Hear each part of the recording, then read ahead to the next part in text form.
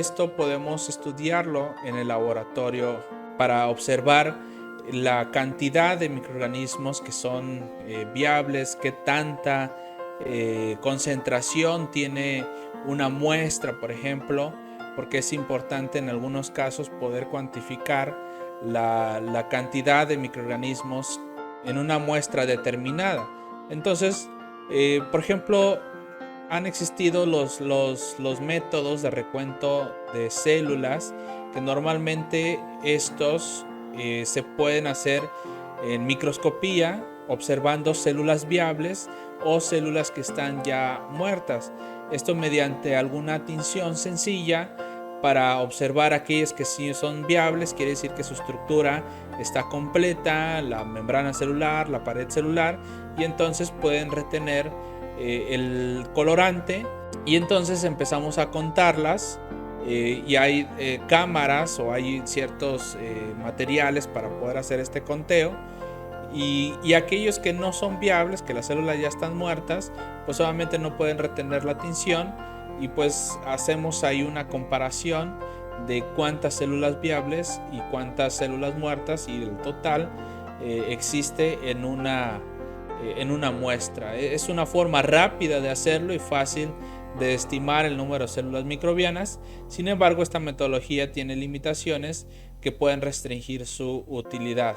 Sin embargo, por ejemplo, uno de los métodos que se más han utilizado son estos dos tipos que observaremos en la diapositiva, ya que aquí sí podemos observar la cantidad de microorganismos que están vivos, que por medio de un medio de cultivo, de un agar, podemos contar las colonias.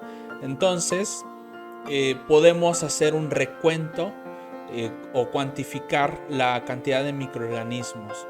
Esto ya está estandarizado, hay normas internacionales, y obviamente en cada país, aquí en México, se establecen estas normas para poder realizar estos estudios, que ahorita mencionaremos más en otros ejemplos, de donde se lleva a cabo estas metodologías. Entonces podemos tener dos formas de hacer recuentos en las placas. Uno se menciona como el método de la placa extendida y el método de la placa de vertido. En la placa extendida se manejan por diluciones o por una muestra, un volumen definido, donde se extiende sobre la superficie del agar en la placa o en la caja de Petri, y con una varilla de vidrio que debe estar estéril se empieza ese volumen a distribuir por toda la caja o por todo el agar para poder hacer después el conteo de colonias. Es importante mencionar que todo debe de estar estéril para evitar una contaminación, el medio ambiente, las mesas, todo lo que utilizaremos debe de estar estéril.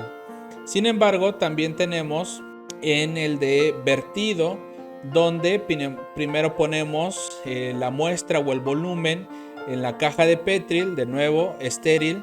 Después agregaremos el agar, donde hay que distribuirlo antes de que empiece a solidificar, hacer una homogenización para que se pueda mezclar bien la muestra, donde traerá las colonias o los microorganismos para poder hacer su conteo después. Y entonces esto dejamos solidificarlo, a incubarlo normalmente en 24 horas, donde estamos estudiando microorganismos que son mesófilos. Entonces incubaremos a 37 grados centígrados.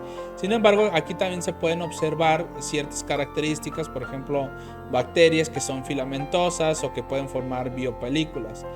Y cuando empezamos a contar las colonias, nosotros tenemos que mencionar que cada una de estas se les menciona que son unidades formadoras de colonias, y es lo que podemos reportar, ya que esto está estandarizado, ya hay patrones, estándares a mencionar hasta dónde se puede tener cierta cantidad de bacterias dentro de límites normales, y que fuera de ello vamos a decir que ya está en una contaminación de microorganismos, sobre todo buscando, por ejemplo, aquellos que son coliformes, que son bacterias que se encuentran en microbiota gastrointestinales.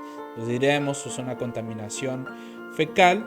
Sin embargo, hay otros microorganismos que no debe de existir ninguna cantidad de colonias, porque pues son bacterias mucho más patógenas. Pero aunado a esto, en algunas ocasiones la muestra puede estar muy concentrada, puede estar muy elevada y difícilmente nosotros podremos contar las colonias, y entonces deberíamos de hacer diluciones para poder disminuir la cantidad de colonias, y esto nos va a permitir poder contar las colonias de una manera mucho más fácil. Y lo que se haría son cálculos matemáticos sencillos donde vamos a multiplicar la cantidad de colonias por el factor de dilución, y entonces podemos decir la cantidad de UFC o unidades formadoras de colonias para poder dar un mejor resultado. Sin embargo, también, aunque no lo mencionaremos a gran escala, podemos utilizar lo que es la espectrofotometría, sobre todo para hacer análisis mucho más rápidos y más exactos en sus cálculos.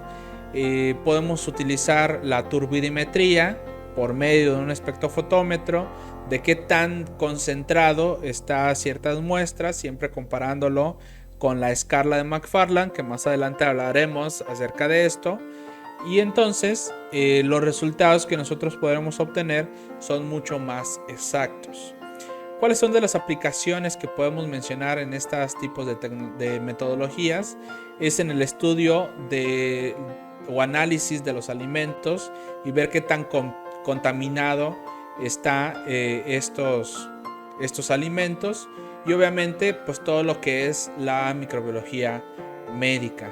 Entonces cada uno de estos, por ejemplo las leches, todo lo que es el producto lácteo, pues hay que estudiarlo a manera profunda, y que esos productos que van a llegar de alimentos, de leches, todo lo que es infecciones en las personas, podemos nosotros evitar.